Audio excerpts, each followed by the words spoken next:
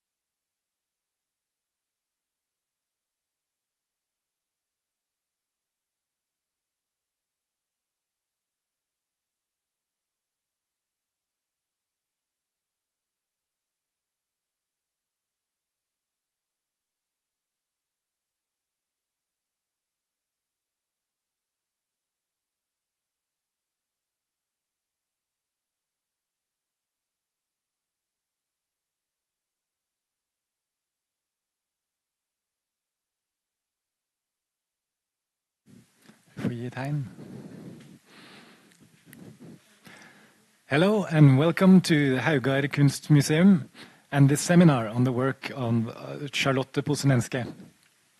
My name is Steffen Hanluken and I'm the curator here at the museum. This year it's 30 years since Haugar opened its doors to the public, and we're celebrating every Wednesday throughout the year, including tonight. Other Wednesday events include workshops, tours, concerts, and special guests, so be sure to check out the program. We have 3 guests tonight, and I will introduce them as we proceed. But first I will introduce you to Charlotte Posenenske. I had the good fortune to start my employment here at Haugar on the same day that this exhibition opened. So while I am a curator at the museum, the curator of this exhibition is my predecessor in the job, Erlend Hammer. And this also means that I can't call myself an expert on Posenenske. And I think this you'll hear from several of our guests tonight. I'm not an expert on Posenenske. This, I believe, has less to do with a lack of expertise than with the fact that Posenenske's work opened some fundamental questions about content, intention, interpretation, and cultural significance. And who better to sit with these questions than us humble non-experts? Before we dive into the installation views of the exhibition, let's get to know Charlotte Posenenske a little. She was born in Germany in 1930, and she spent the latter years of World War II in hiding on account of having had a Jewish father, which made her a target of the Holocaust. After the war, she enrolled in art school and worked as a painter as well as a theater set designer. She married an architect, which gave her access to technical facilities and connections that became important in developing her practice. She was interested in the social function of art and in withdrawing the marks of her own authorship of her artwork. In this, she's also part of the broad trends of 1960s art, which we will examine further tonight. And she found some success in exhibiting alongside some of the leading American minimalist sculptors of the day, including Sol LeWitt and Donald Judd. So this puts us in the year 1967 and to this quite remarkable museum exhibition at Haugar. A standard mode of museum presentations is a retrospective exhibition that tracks an artist's development, much in the same way that I've done now. This is in many ways the opposite of a retrospective exhibition, as we will see from these installation views. The show has 6 different series of works, all of which were made in less than 12 months between 1967 and 1968, which is when Posenenske quit the art world to pursue studies and a career in sociology.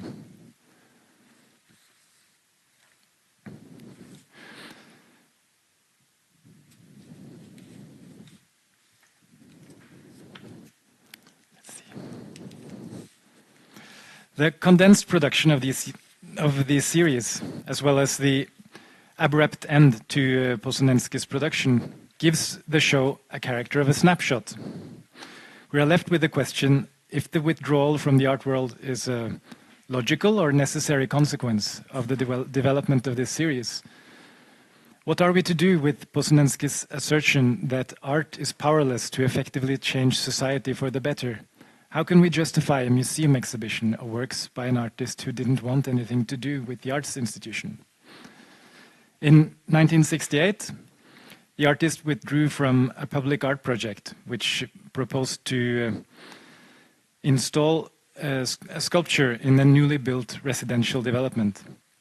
She cited the fact that allowing for artistic embellishment of public areas would lead the residents to assume that the basic qualities and living standards of the housing units were all provided for, since the surplus of resources were directed towards art. And this, she knew, was not the case. And to allow her artwork to play this role in misrepresenting the development scheme was to her unconscionable. Posenenske responded by writing what has become known as her manifesto, published in Art International in May 1968. And there she lays out the social demands on art, as well as the impossibility of fulfilling these demands. This text became the key reinterpretation and reevaluation of Posenenske's work that was spearheaded by her widower, Burkhard Brunn, after her death in 1985. And this remains a touchstone for the institutional reception of the past 2 decades.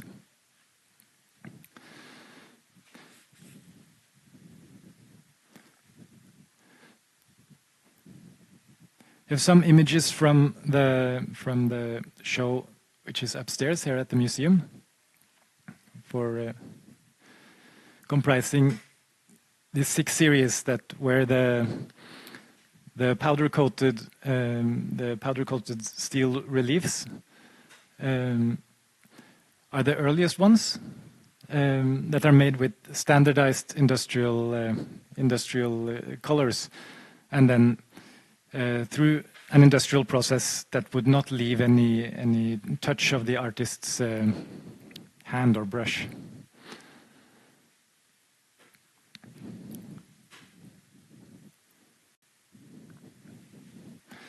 And we have seen the ventilation ducts series, the 2 series which was first produced in steel in 6 different modules, and then later in cardboard in 4 different modules that can be assembled in myriad different ways to provide new artworks and aesthetic experiences each time. And then there are the vane series, which are revolving doors that are inviting and registering interactions from the public. And of course also with this interest in variability, and that the form can have really an infinite amount of configurations depending on the audience interaction. This is some foundation for our conversation with our first guest of the evening, Marta Kuzma, who's a professor in interdepartmental studies at the Yale School of Art in New Haven, Connecticut. She joins us today by video link from New York, I believe. Let's see if we can find you here, Marta. Can you hear me? Yes, and there was some very spread out applause here in the Haugar bar. A warm welcome, Marta. Thank you for inviting me into this. Yeah, thank you. Thank you for taking the time. Marta is a curator and a researcher with too many achievements and accolades to mention here, so I will only mention that as the director of Office for Contemporary Art, OKA, here in Norway. Marta brought Charlotte Posenenske's work to Norway for the first time in an exhibition titled Big Sign, Little Building in 2010. And I have here a catalog for this exhibition for you're invited to look at.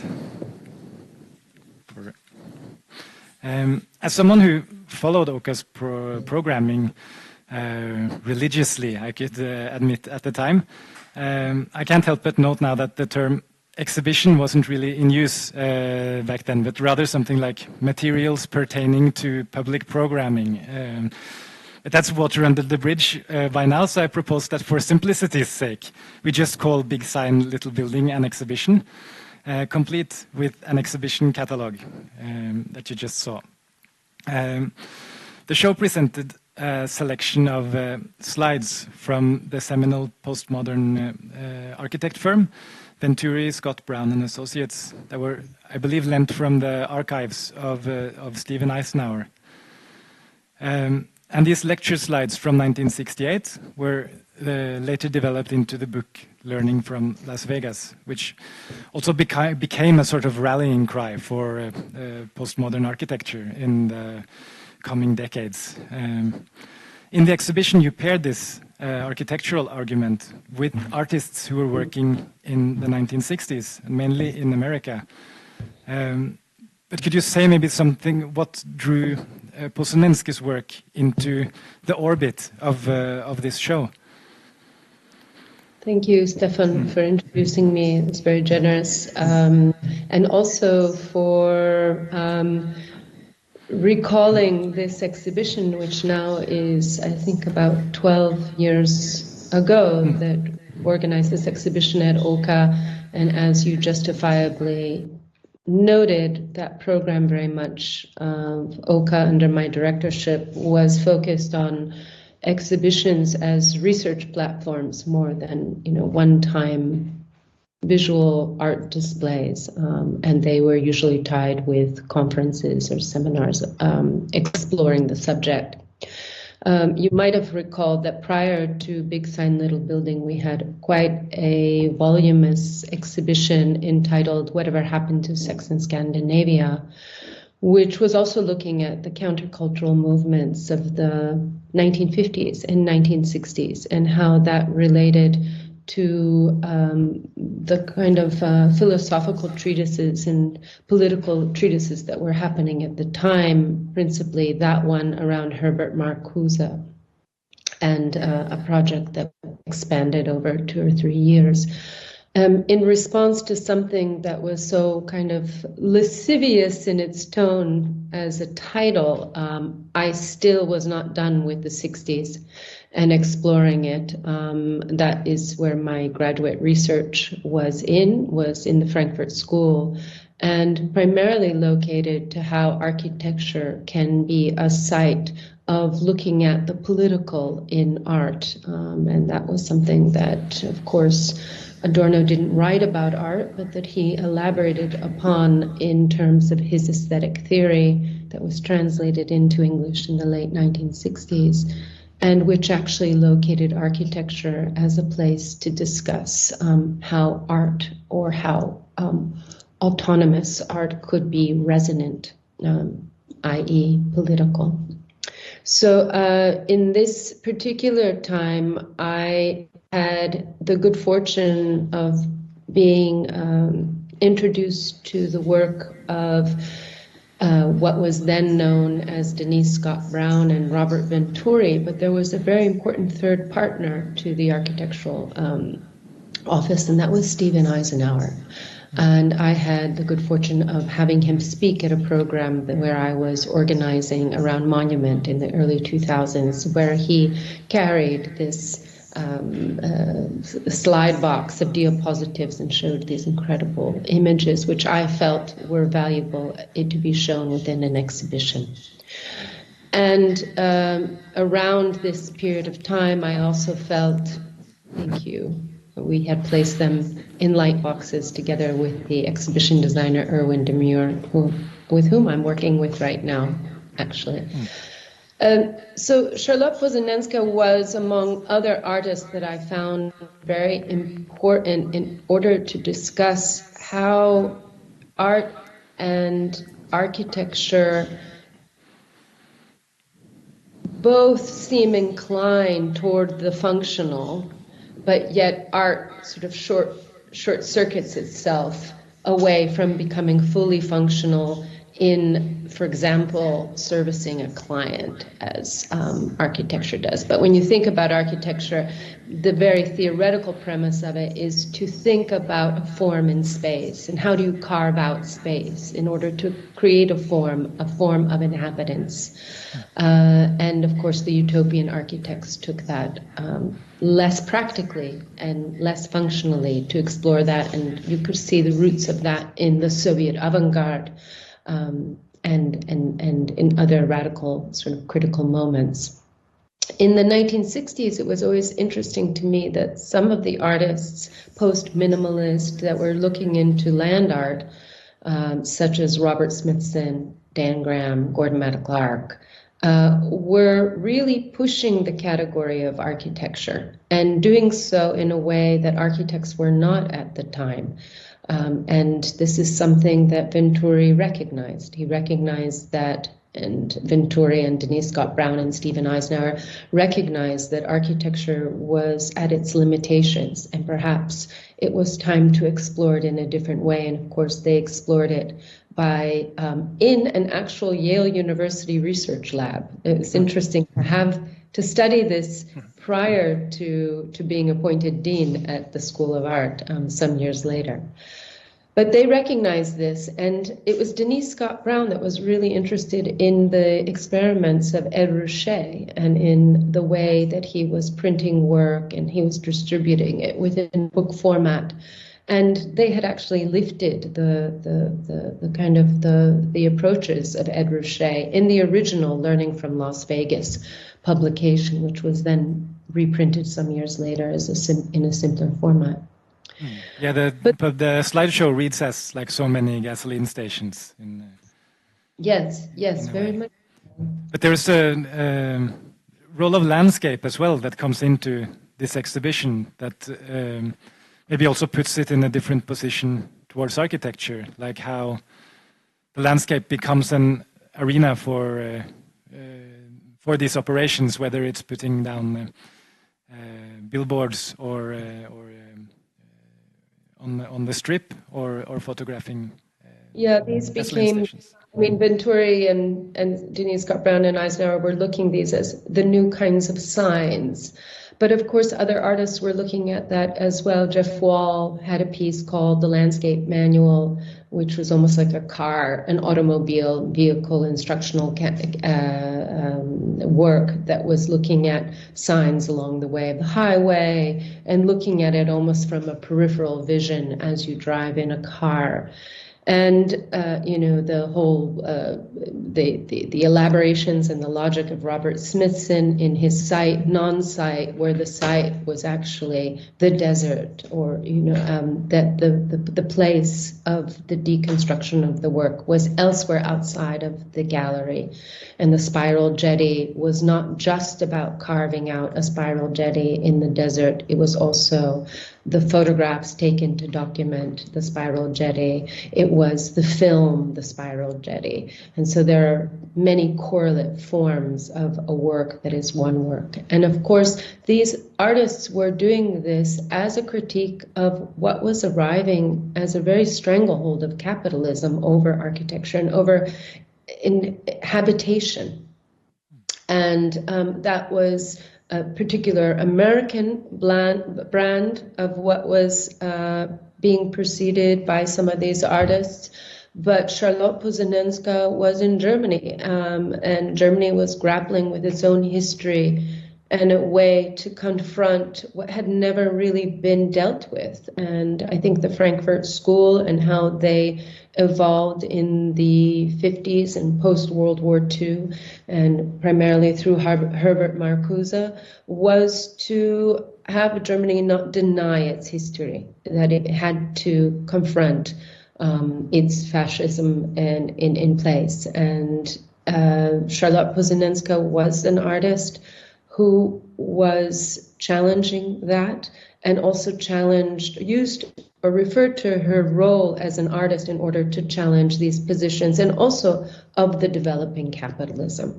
And so that even in her early works of paintings rendered with tape, colored tape, it was this kind of tongue-in-cheek aspect of taking out the potential of spectatorship or the value of spectatorship of the work, and looking into other forms. And so Posenenske became a very important figure for me to include within these discussions, because she was actually addressing this aspect of systems, modules, the architecture of the interior, what is not seen in these modular, they could have been seen as furniture or some kind of other forms, but carrying none other than air, through systems. So it's like a double entendre of just corrugated cardboard reshaped, and then therefore carrying on further as ventilation systems of something that's invisible. And also made from systems that make them endlessly variable, so that you can you can probably spend universe amounts of time in making permutations and never have to repeat the forms.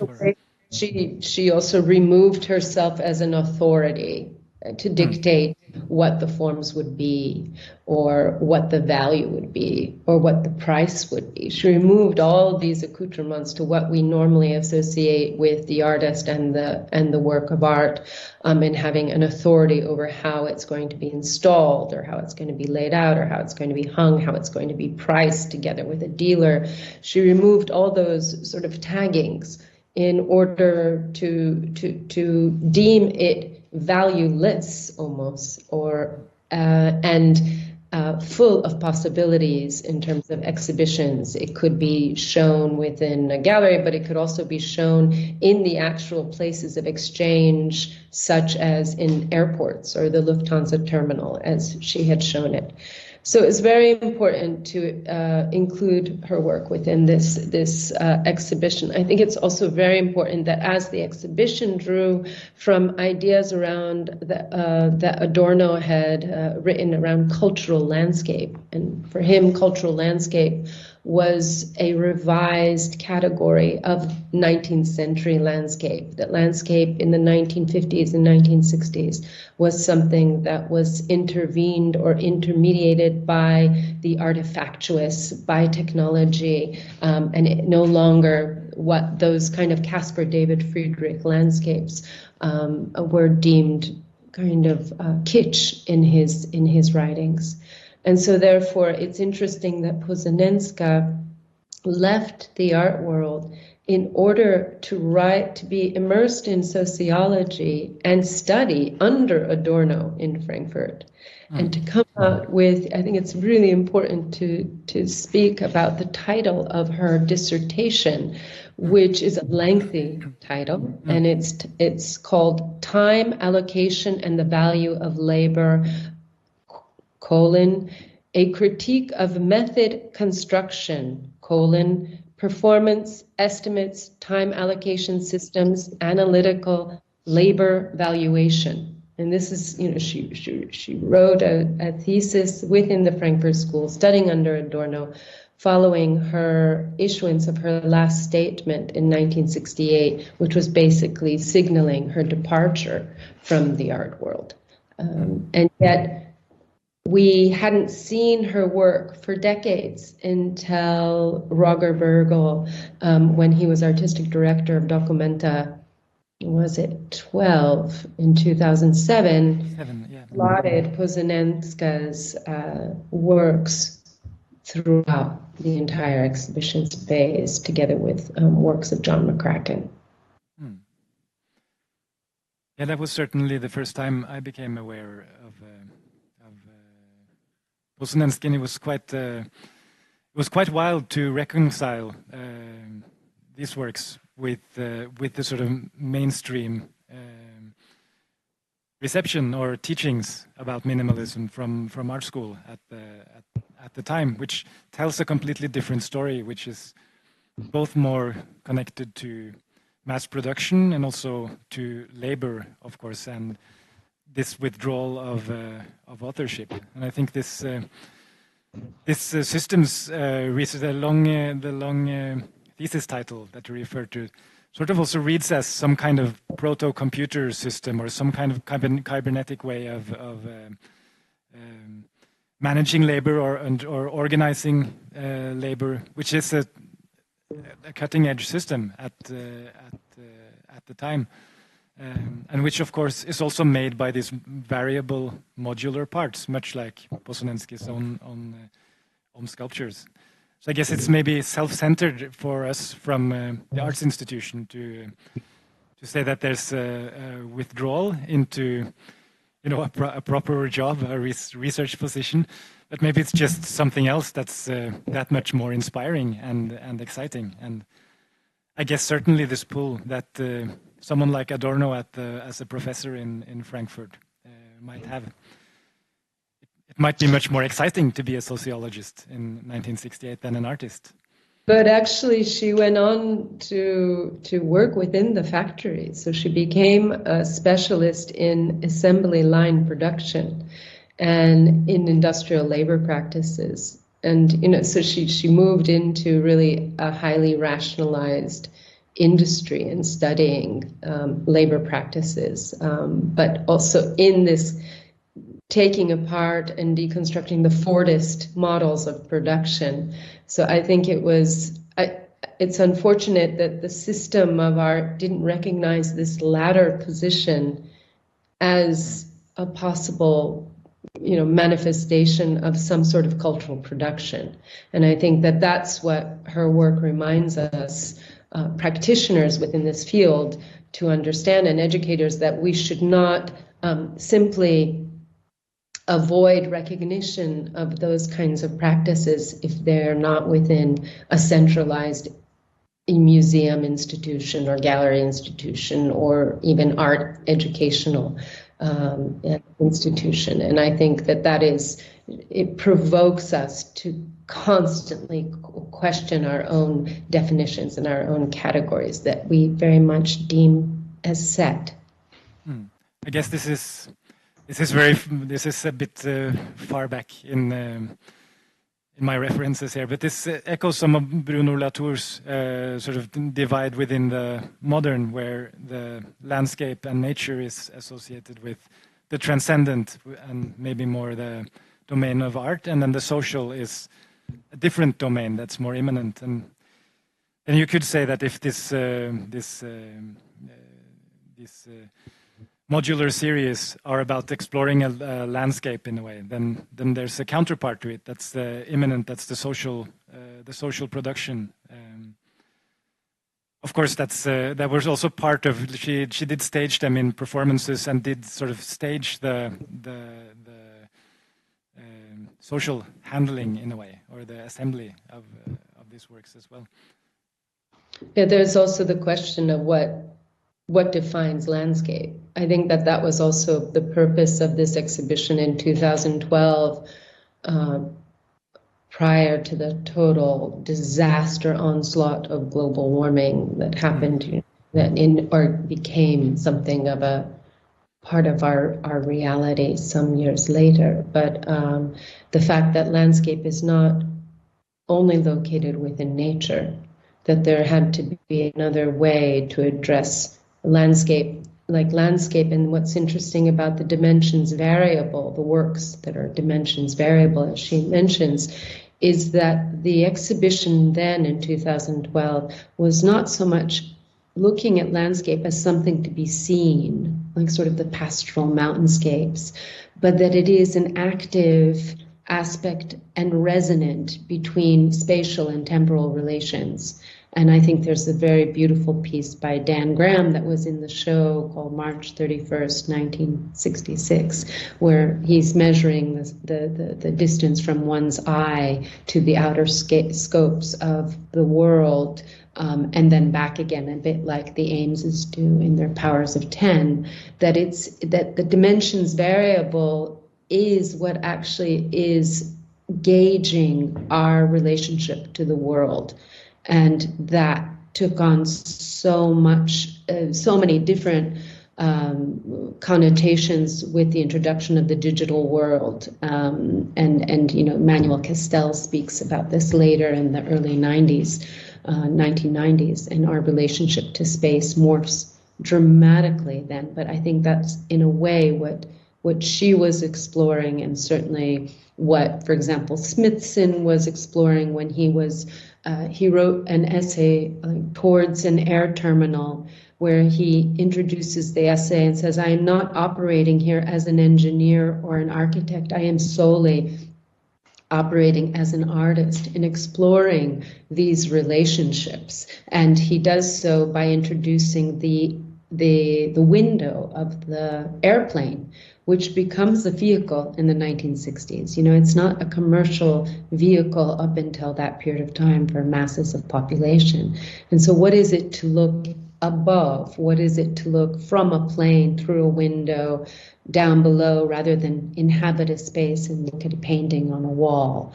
And I think this is what Venturi was also exploring, was what is it to be in a car and drive through a highway across a country and read signs, and when they come into vision and go away from vision. And certainly I think that's what she was also exploring in terms of having these modular systems, is understanding that our relationship to the world is from various distances and perspective.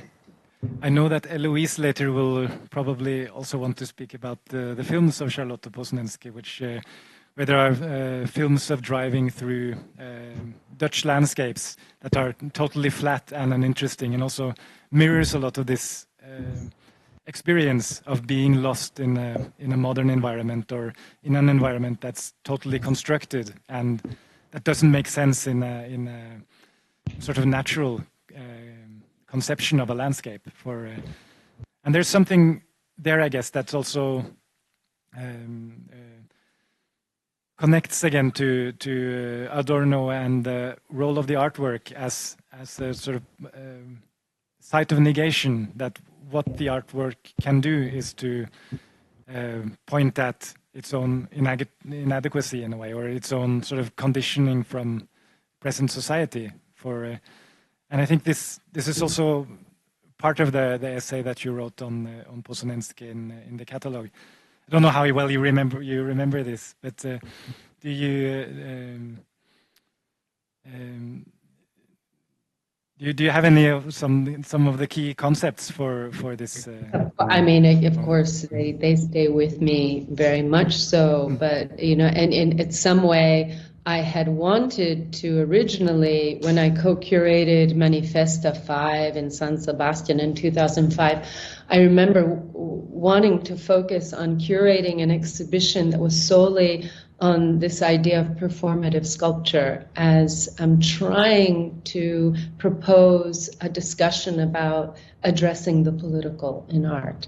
And so therefore not addressing the political in art through the documentary or through something that Adorno would say that art doesn't mirror reality, it abstracts from reality. So he would say that if you're mirroring reality, if you're just showing us back what we see, as in a documentary photo or a documentary film, we're only affirming the situation of the political and not actually attempting to change it. So therefore, like fracturing.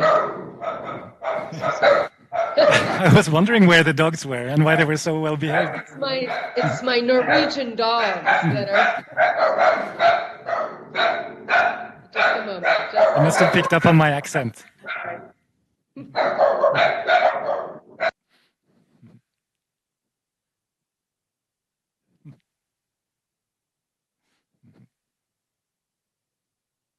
Or they're just trained to react whenever they hear Adorno's name. I think that fits on to that. I think one of the things I don't know if Marta is still hearing what I'm saying. Like one of the other things I'd like to discuss is this exhibition, like whether it was properly understood at the time, or if there's some, or if that understanding is relevant to Posenenske. That would be a way to bring it into the present. Now I'm turning over my sheets here, and if it is a little ahead of schedule, but oh, I'm sorry about that. Did you hear? They might start to bark again. That's good. We have time for more barking and interruptions. If there's something, I'm sorry, I didn't know where we left off there. No, we left off at Adorno and merely mirroring society and social conditions, and then I think then there's the utopian part of it. Is sort of what was left hanging.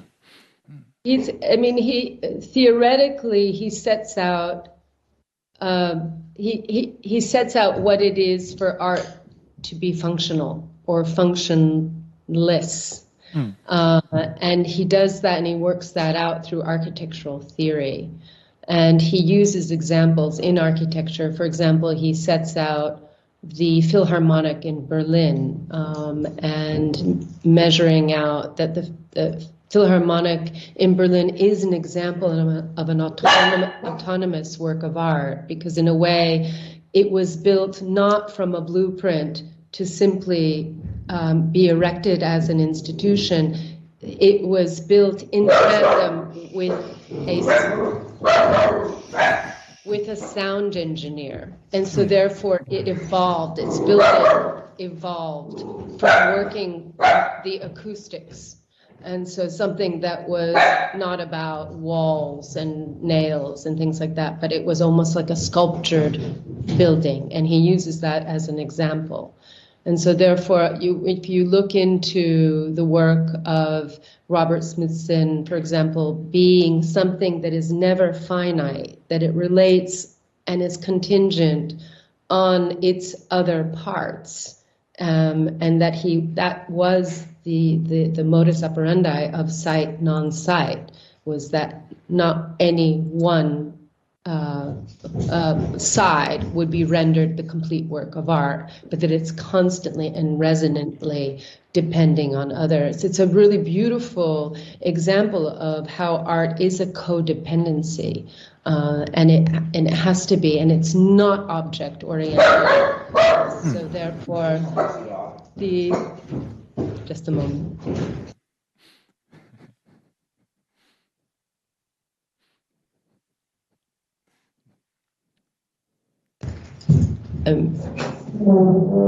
It's almost like this talk. You have to put it together. Has gaps. There were some appointments I realized were taking place today. But in that way, it's a beautiful example of codependency and works against this idea of object to spectator being finite at the time you view a work, but that any work has a life beyond the time that it is presented, or otherwise it's not really art. Yeah, if it's not something that can exist beyond a period of time. For Posenenske, you mentioned also this constructivist sort of legacy that she operates within, which is in this like functionalist paradigm, I guess. But not so connected to natural processes, or not so like a way to work one's way out of these natural processes, or is there? Do you think there is a tension there?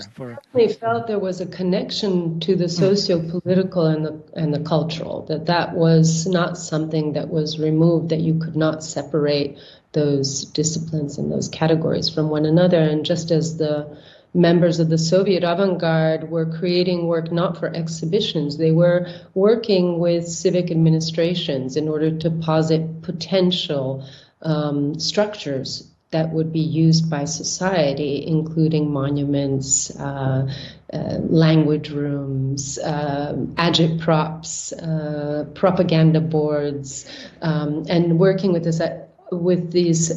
their ideas of what is aerodynamic, or trajectories, or forces and vectors, and defying the two-dimensional art space, but thinking that art is to be lived and it is to be practiced, and it is not even supposed to be called art. It is just another way of living out life. And I believe that Posenenske was very much interested in those collisions.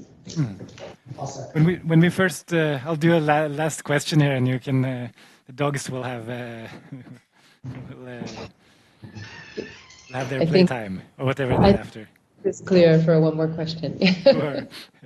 When we first spoke about this exhibition, or revisiting it, you mentioned that you felt it was not properly understood at the time. So I wonder if that's in some way relevant to Posenenske's work, or if it's how architecture is situated in the discourse today. It was a remark made in passing, so I'm not sure if you even. No, I think you're right. I think that it wasn't really understood because it was made up of so much research material, and there were lots of papers and graphs and charts and film footage that was not rendered as complete, and we also showed those student work, because this was, the work of the Learning from Las Vegas was a research class in Yale in the School of Architecture. So much of the work was proposed as research material, and that was well before. It was really not yet when the educational turn had kind of grasped the art world. It was still, either you had your public program, but you didn't have your public program as your exhibition. It was still very much before that period of time. In fact, I think that's why Roger Burgles and Ruth Nowak's Documenta 12 was so misunderstood. I think it was a very powerful edition of Documenta, and yet it was misunderstood because it was really putting out theoretical positions that the art world was not really accustomed to having to be challenged by.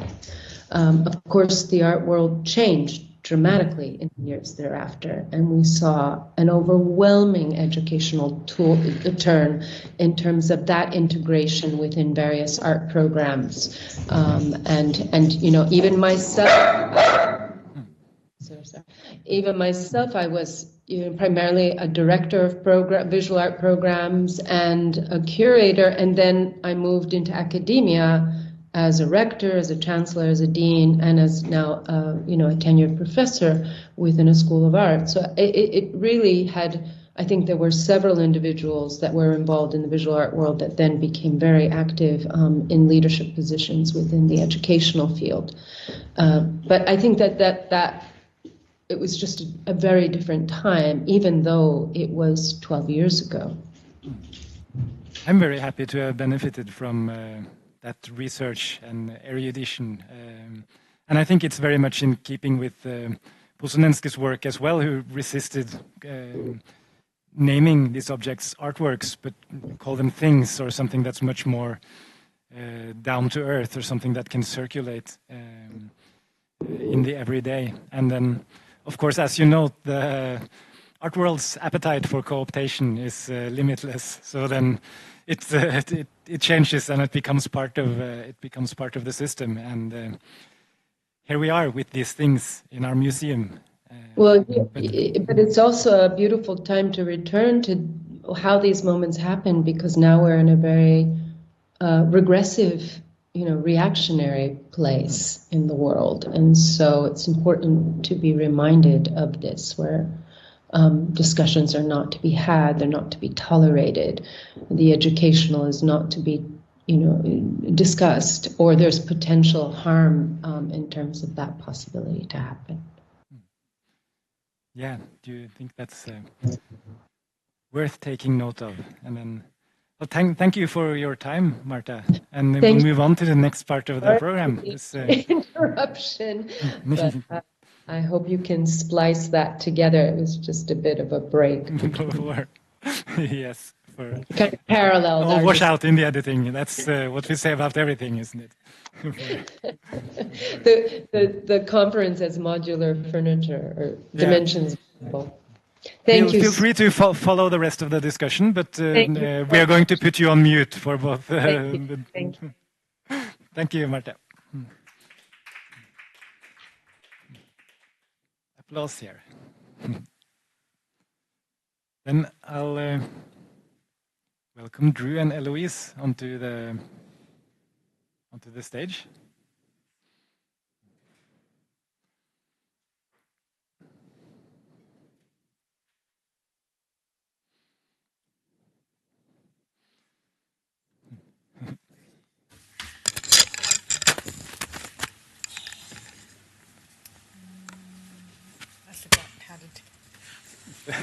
Get the technical setup. It's like Posenenske modules. They have like one way that connects to the other modules. Yes, indeed. Speaking and hearing. Yes. Yeah?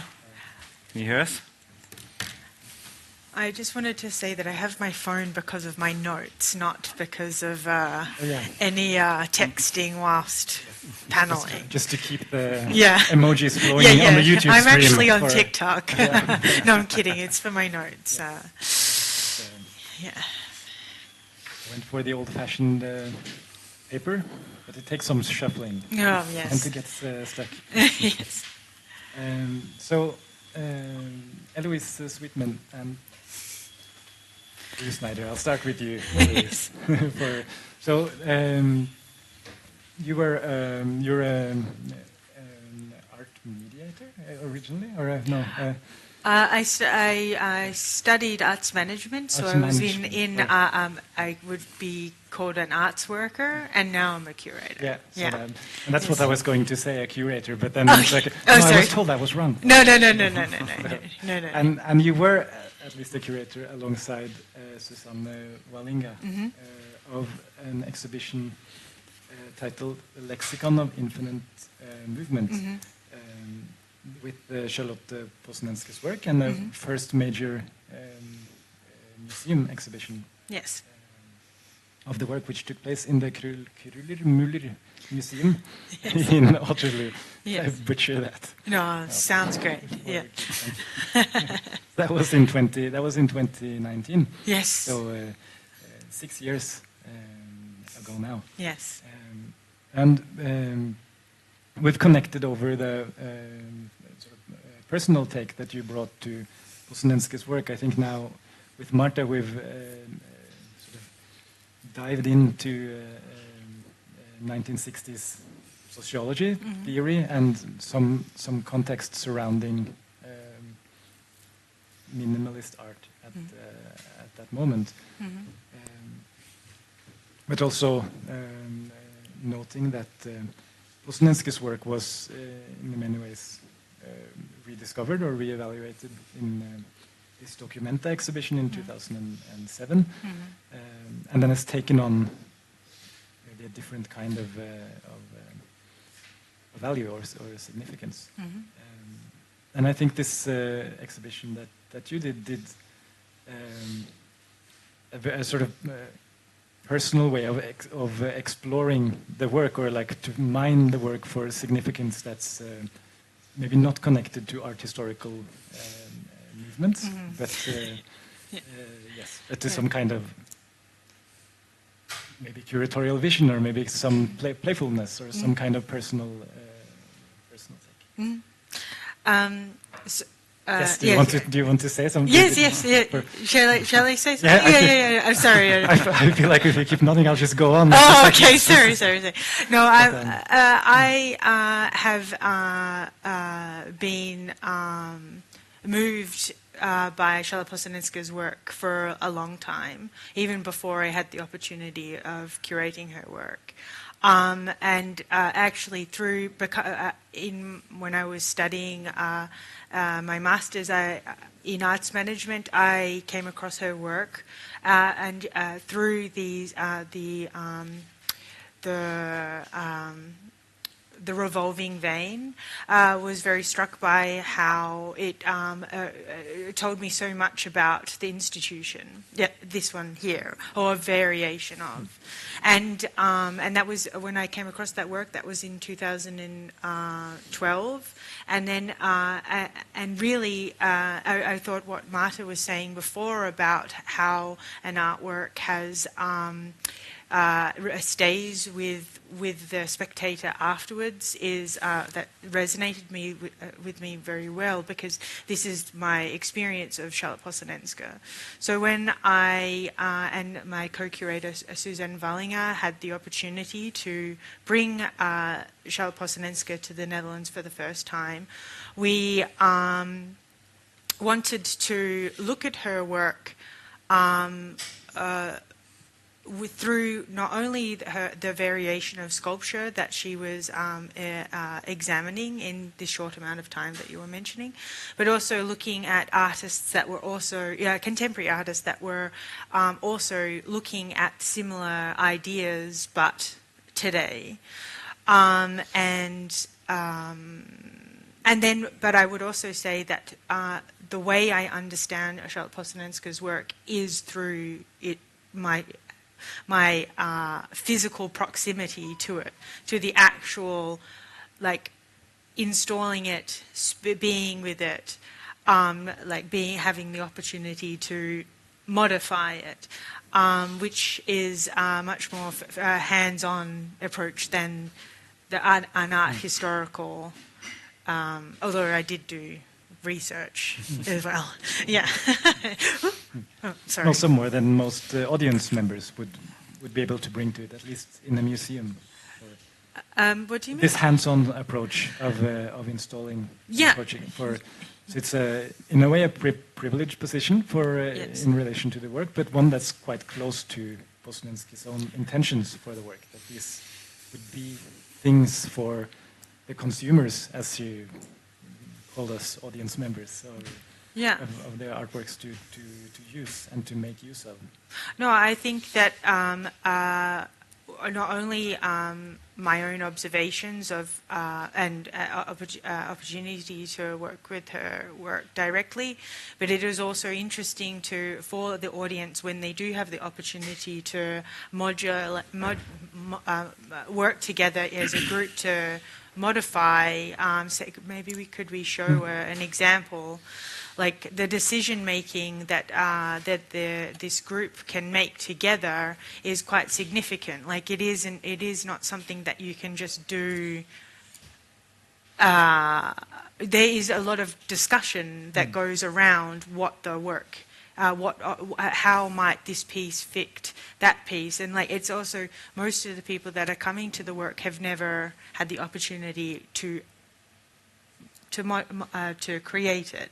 So it's also a way of. I would think that her idea that this is an example of accessible, rational, economic, and democratic practices is, as a way of life is very interesting. Like, yeah. Now, are those ideals in opposition to the art world or the art institution? I mean, I found that the few times that I have worked within an institutional context with her work, it made the limitations of the institution quite clear, and for many different reasons. And usually it is because of a qualification or insurance, or what the total potential of the work is actually needs to leave the institution in order to really be realized. If that's what you mean, right? Yeah. We should move on to Drew as well to introduce Drew Snyder. I'm just with my back bring you into the conversation. So Drew, you're an art historian and a senior curator at Public Art Norway, KORO, as we call it here. Yes. And you wrote a thesis about the neglected political potential of minimalist art, or this erased reception of political content in some American minimalists, most notably, or at least we've discussed Robert Morris the most as a case instructive and close to Charlotte Posenenske in sensibilities. Maybe do you... Yeah, thanks so much, and it's such a pleasure to be here with you, Eloise, and also to hear Marta talk, because there's so much there, and it really, the more you think about Charlotte Posenenske, she becomes this linchpin figure that helps like connect a lot of dots, I would say, between certain tendencies that were happening in the U.S. and certain things that were, key to the 60s and cultural development there. So much happened in those few years. Like, it's actually so amazing to think about, and that it was only 5-6 years between the actual birth of what became known as minimalism later and the work that Posenenske is doing here. And I think, it's actually impossible to talk about minimalism as like one thing, even though it gets, there's a lot of artists that get wrapped into that. And I focused on Morris as a very different figure, as compared to some of the other like canonical minimalists, and I feel like they are two birds of a feather, kind of Posenenske and Robert Morris, in terms of this like renegade and rebel spirit, where they didn't they kept a certain political a certain politics very present in their practice, and then in a lot of ways it's another part of the story in a way that is maybe interesting to introduce, like in terms of the way that things unfolded in the U.S., that the new tendencies of making works that like these columns or boxes or triangles in the corner had a lot to do with a rejection in and of themselves of the aesthetics of expressionism that were like seen as by someone like Robert Morris as totally inadequate to represent like the actual social conditions that were happening at the time, and that the expressionist like craze that happened after World War II was something that like unfolded under the banner of life, but that underwrote a liberal establishment that was promoting the mechanisms of death and militarization and industrialization and a new shift to the right of the entire US political spectrum. So I think like 15 years after the end of the war, there was a moment where there's like a reckoning with or an attempt at least to reckon with that, these serious, deep contradictions and some of the lifelessness or the emptiness or the staticness or these new forms that were so basic and emptied out of expression were somehow like being generated in this milieu. And when it comes to Morris, like he wrote about this very explicitly, and it's kind of a boring argument. I mean, it's a bit old-fashioned argument now to make, but it is nevertheless the case that the reception of Morris at the time did not root these moves in a social and political context, not concretely and not specifically. They tried to show that this was a move outside of the four edges of a painting, and that meaning could exist outside of that, and that yes, the viewership model changed, where suddenly the viewer was drawn into the production of meaning in the artwork, but the viewer was never situated, and the viewer was always kept in the abstract, and the conditions of that expanded field were never defined by the art historical establishment, and that's something that unfortunately had like a legacy throughout decades of teaching and yeah.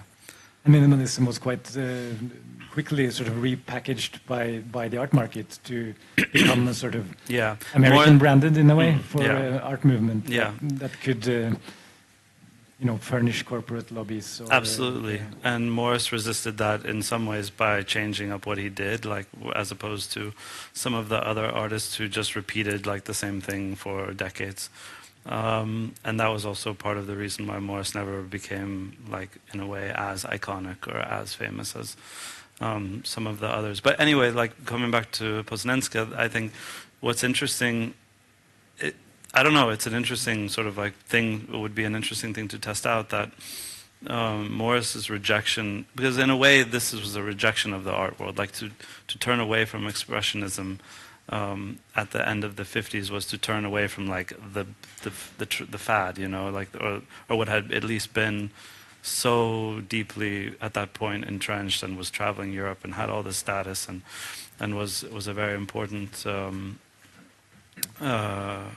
It was the way art was made, and then in the 50s, and then so to reject that was in a way to reject the art world, so I think it's a really lovely parallel to make with Posenenske, who also made that rejection, and what were the dynamics behind that.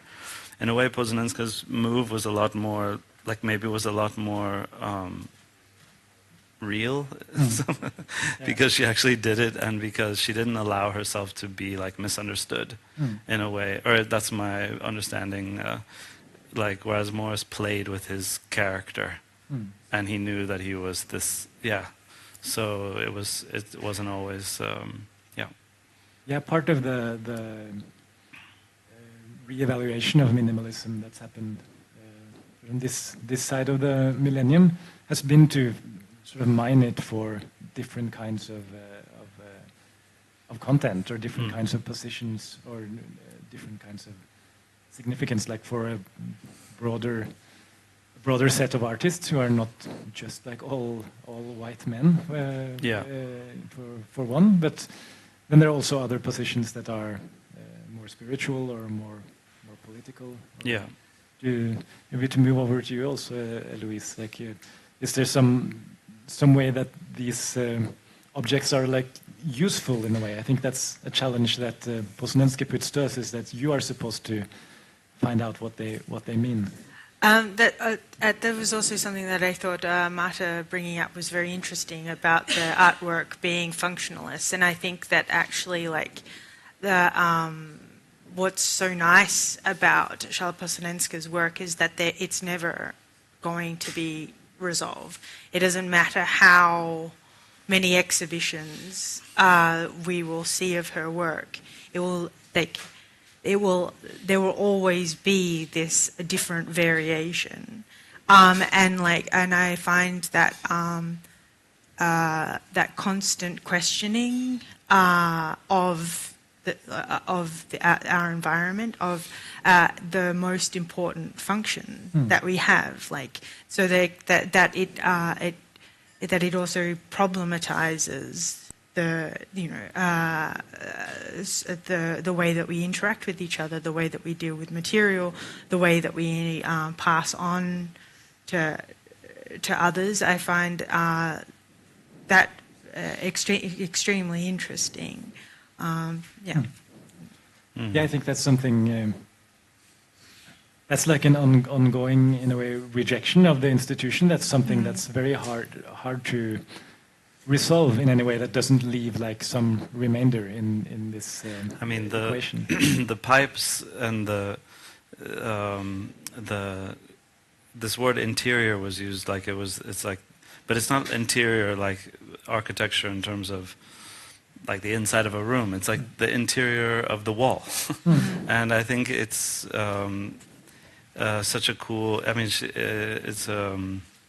it's really prophetic in a way. I mean, now there's a lot of discussion about infrastructure as theory, and the infrastructure of our institutions, the infrastructure of our art world, like how these things work, and to see those works as somehow going, like, talking about that, and I think it's really interesting, really, and I mean. You know, in infrastructural theory, they talk about how you don't notice infrastructure until it breaks, and like you don't when you go to turn the tap on, if the water doesn't come, that's when you think about like where's the pipe, and or the light and the wires. There's a negation there as well, that what you notice is the absence of infrastructure. You notice there's something about infrastructure that you notice when it breaks. Yeah, exactly. You notice when it's not working, and otherwise we take it for granted, and the structures of society and of our institutions, like for one way or the other, for one reason or the other, are built to mask like the inner workings of the mechanics of state funding, or how these things, so for this work to be these air ducts and to bring this normally invisible infrastructure into the gallery, to say on the one hand, it's not functional, but then to maybe think, okay, maybe it has another function, like what could that function be? It's a really great move, and of course, it's also tempting to call these ventilation ducts, because it's just to name them for what they look like in a way. But the ventilation system needs an input and an output, like it needs a motor to keep it running. So in that respect, it's also something that makes us aware, maybe of how this functions, or maybe it makes us aware that this is a condition of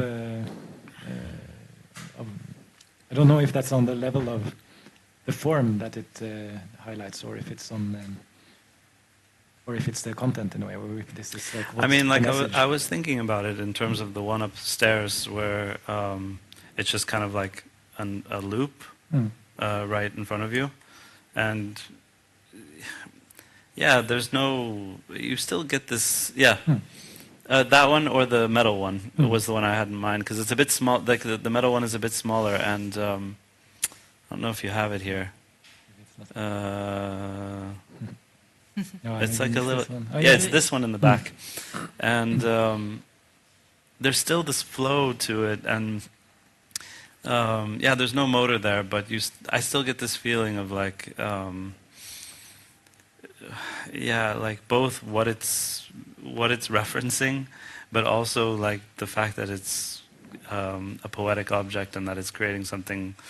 yeah, it's a very interesting thing, actually. I would say it's exciting work. I think also what's interesting is that these are all elements that could be put back together or not put together. Also, the work is never finished.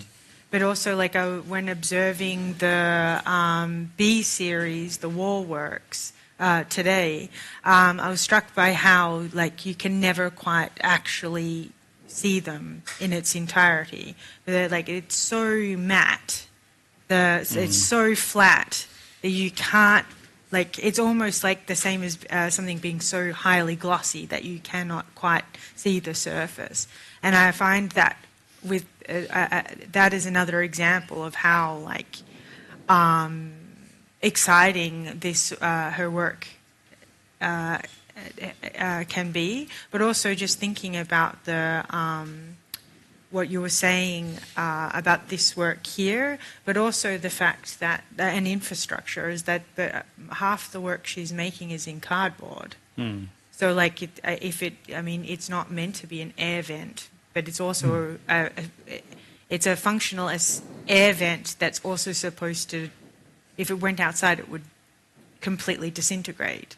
And that I am sure it was an important part. I know that she said somewhere that they're making these works in cardboard. It was to deteriorate over time was an important part of the work, but because the cardboard is so robust, when you look at it, it's barely dented. Yeah. I mean, also the fact that it's constantly being remade. So, she never, there's never a chance for the work to disintegrate. You said something, too, earlier when we were speaking about cardboard in her time as being, somehow an elite material. That my understanding was that it was a new technology, it was a new material, and that was also something that she was really excited about. And also, you reminded us that she makes these work within a year. So, to be able to kind of how she gets to know this, these new materials, cardboard, their paint, I think, is also sort of becoming more available on the market. Yeah, and also Marta was mentioning before that she was making these paintings with tape as well. Yeah, it's very interesting, I think. Sorry, this is sort of, yeah. There's some of what this maybe goes to a classical story of minimalism, this phenomenological sort of take that you also put the art experience in the interior of the viewer in a way. There's a reaction to the color field in a way that breaks down the form because it's pure color. Or there's also these videos from the drives, something that sort of breaks down the perception of space or distances that are rushing by. Yeah, yeah. It's in constant movement. Where you've also used this image before in your writing of this door ajar, or that there's this kind of liminal experience or this interiority. It can open or maybe leave a crack for some experience or some agency. Or I don't know if you want to elaborate on that. Yeah, there's so many things that I like about her work, but the four vein work, I was so fascinated by not only can when we experience the work, we enter the work and we close ourselves off, which actually I realized how today when I was reminded how scary. It's actually quite a dark space to be in. It's actually not nice. It's 2 meters by 2 meters. Is not an environment that we really want to stay inside. But also so I think that is also that's very powerful.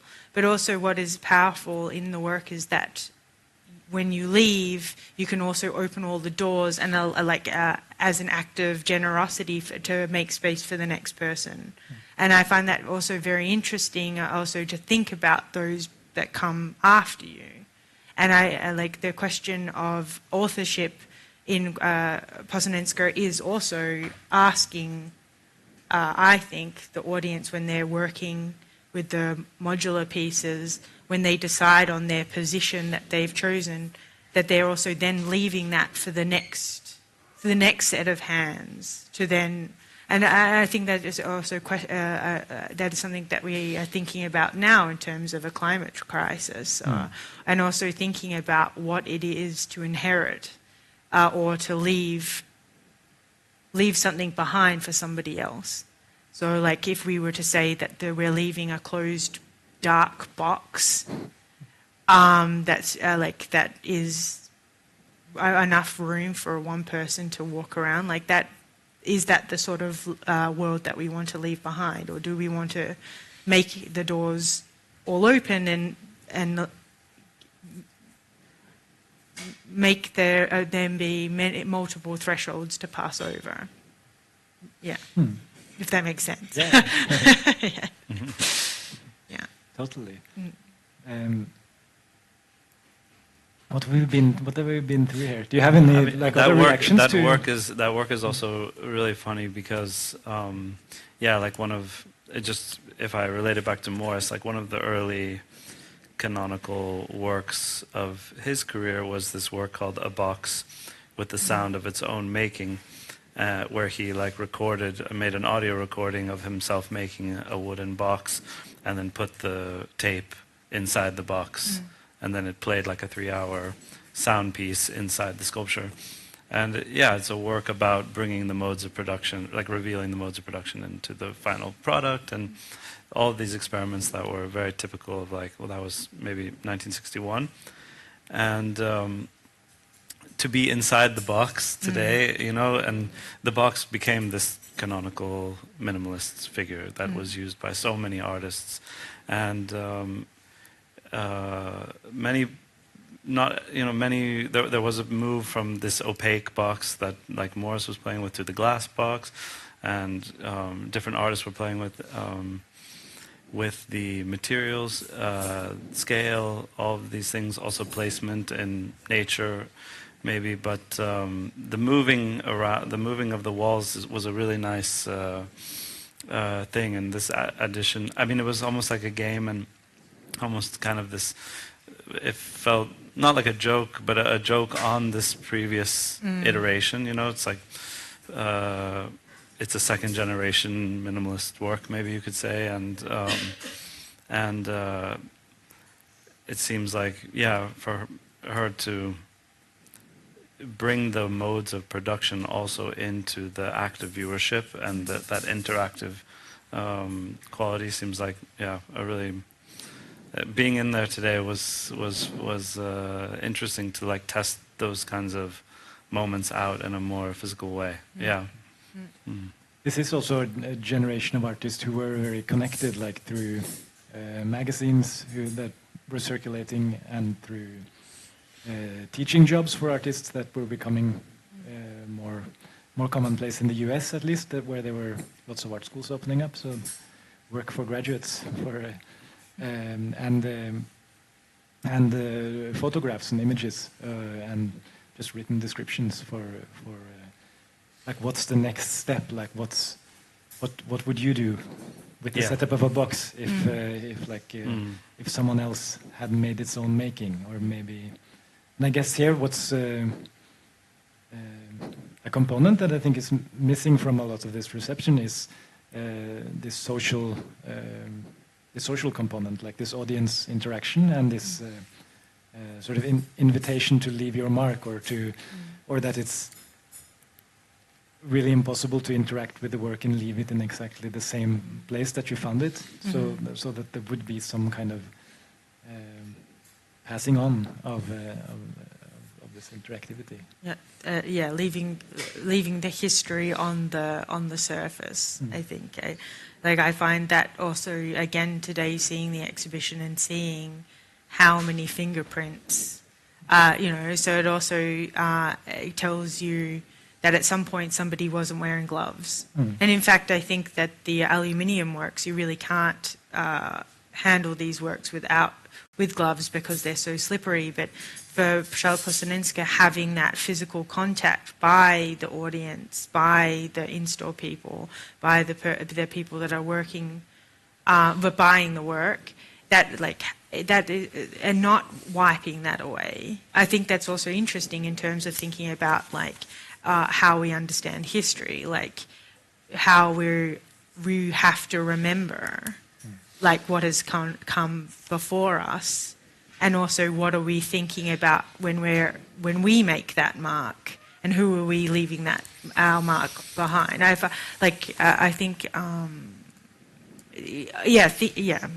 think that's extremely interesting. Yeah, there's potentially information overload in this. Yes. If the museum, part of the museum's task is to register every mark or gosh, new blemish on.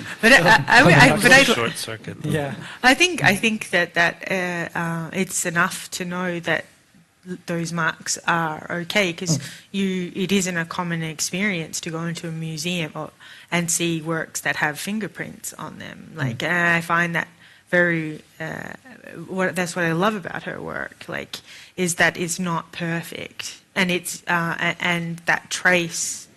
Maybe we don't need to know the entire inventory of fingerprints, but if we wanted to, we probably could find out who touched the work if we were to do fingerprint analysis. But it's more about the how do we account for history, and how do we live with history, and how do we then be part of history and think about before us. And I think, given that she gave up art, and yet she left enough work behind. Yeah, I was going to ask you about that. Yeah. Yeah. What were we going to ask? No, just that the rejection of art didn't come with a destruction of her archive. Yeah, no. And it kind of makes it feel like there's an opening there for that she was somehow continuing a practice and seeing this as a culmination or a continuation of certain things. Or yeah, I think so. I think that actually, given that we know that she, through her artistic practices, slowly moving further and further away from her own authorship, to leave the work behind makes complete sense. That it is it's not hers anymore. It is, and it's also it's not the estate's, in a sense, in terms of ownership or authorship, but it is now sort of thinking about how you would inherit something from your grandparents. It's still hers, but it's actually not anymore. It's in this weird. I don't know if that makes sense. Definitely. Yeah. We are in a way speaking about at least 3 different exhibitions. That's this sort of original site of how what were the intentions, or what were the meaning of these works when they were first created, and we can try to work it out from the context of the 1960s. And then we have this sort of re-evaluation from Burkhard Brunn, her widower, after Posenenske died in 1985, who sort of repositioned her as more of a conceptual artist, in my estimation, in a way, that this is part of the project to make her work relevant again.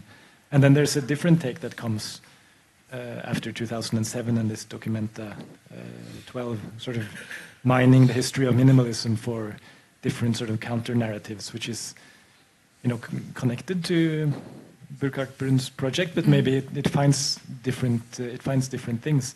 So in a way, we're looking at least 3 different exhibitions, depending on what kind of apparatus. Depending on what mood you're in. Yeah. No, that reevaluation, that last one, is so important because it's also connecting back to the actual origins, and it's a common thing in art historical work that you find in the archive, the artist is a lot more interesting than the way they are written about in the contemporaneous reception. And that's a real shame, because it masks a lot of the potential in these careers and these bodies of work to I don't want to say teach or change, but like, yeah, to influence and to, yeah. And I mean, I wrote down that quote that I guess it's a famous quote of Posenenske's, but she said, like, I find it difficult, you mentioned it too already, but she said, I find it difficult to accept that art cannot contribute to the solutions of pressing social problems. It's a simple thing, but it shows that, you know, the art world never in a way allowed her to do that. And almost still to today, I mean, that's what's so great about having the show here and mediating it in this way, because it also is a way to talk about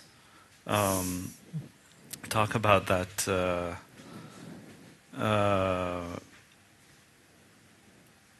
possibility for artists to be socially engaged and to you know, we live in a bubble in Norway, of course, but I mean the conditions for and the parameters for artists to be political today is under threat. And it would have been great to hear Marta talk about the situation in the U.S. and being in the academy and in the United States. I mean, the enormous pressure, and in Germany, in Posenenske's context, like the legacies that they're dealing with now. There are artists on trial. I mean, we're back to this.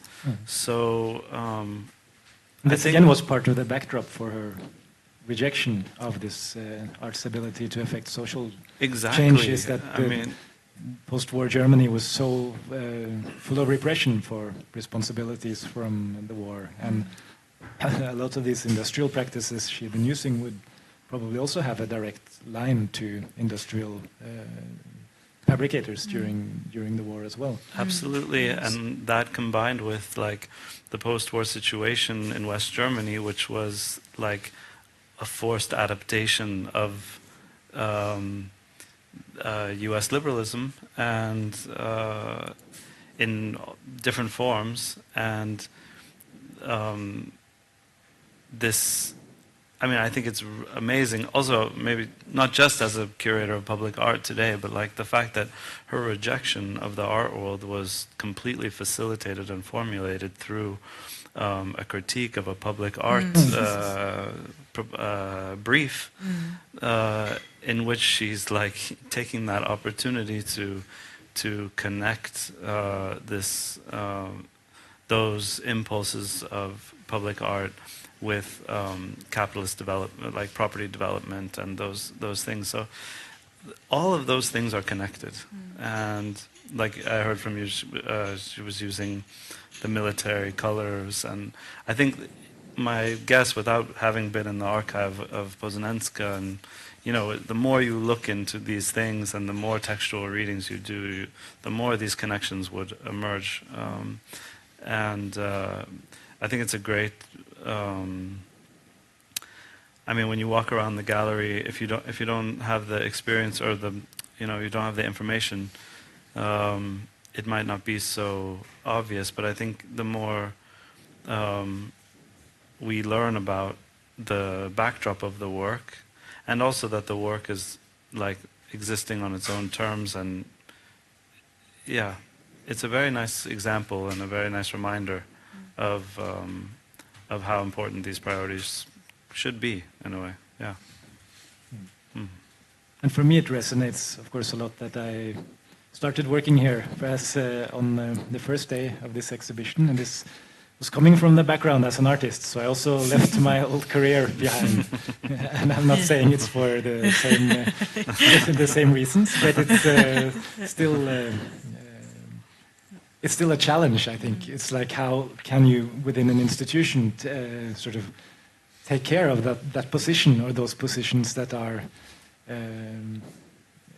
resisting the institution, like resisting what it is, how we're trying to package the work, or trying to make, sort of produce new positions in an art history that's already full of them, and then would of course rather take the challenge that Posenenske poses us seriously.